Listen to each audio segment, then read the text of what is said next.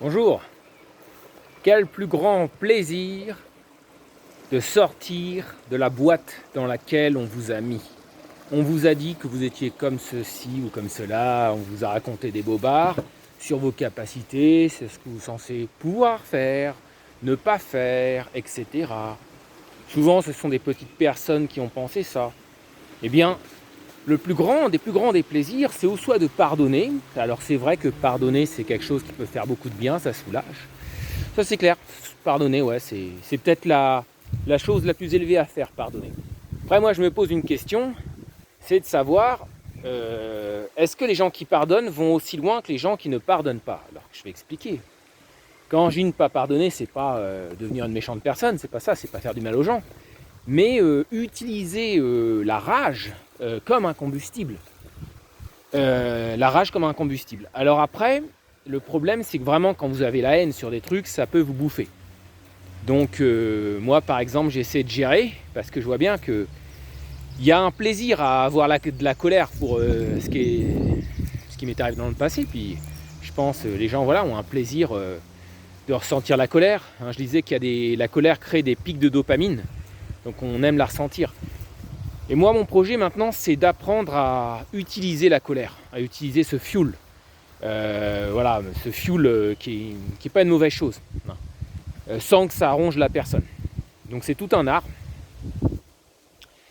Et moi j'aime bien l'analogie avec une planète.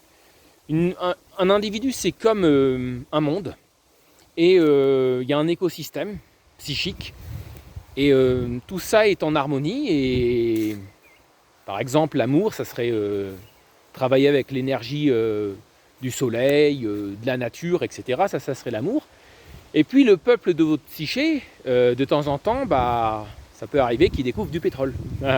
Et le pétrole, ce sont les traumatismes. Donc vous avez des traumatismes, des humiliations, et plus vous en avez eu, plus vous avez de combustible, de pétrole. Alors quand on regarde par exemple David Goggins, il faut voir le gars ce qu'il a fait, c'est franchement incroyable le parcours, de partir de là où il était, un pulvérisateur de cafards à 27 ans, quelque chose comme ça, 140 kilos, enfin voilà, TDAH, dépressif, je crois qu'il avait un trouble cardiaque aussi, quelque chose comme ça, enfin il avait énormément de trucs battus par son père toute son enfance, et le mec qui devient le mec le plus hard de la planète, tout en étant en même temps soft, parce qu'on voit bien que le mec n'est pas un mâle alpha, c'est pas un mec, un bourrin quoi, qui va faire n'importe quoi, c'est pas un gros dominateur, c'est quelqu'un, pour moi, quand on le voit, David Goggins, pour moi il a du cœur.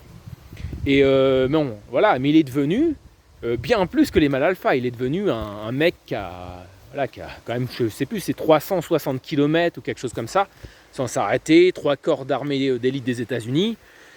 Et voilà, donc lui par exemple, il avait beaucoup de colère, il avait du pétrole à volonté, donc il a utilisé. Et donc voilà, est-ce qu'on doit utiliser les énergies renouvelables ou est-ce qu'on doit utiliser le pétrole? Parce que c'est tentant, le pétrole.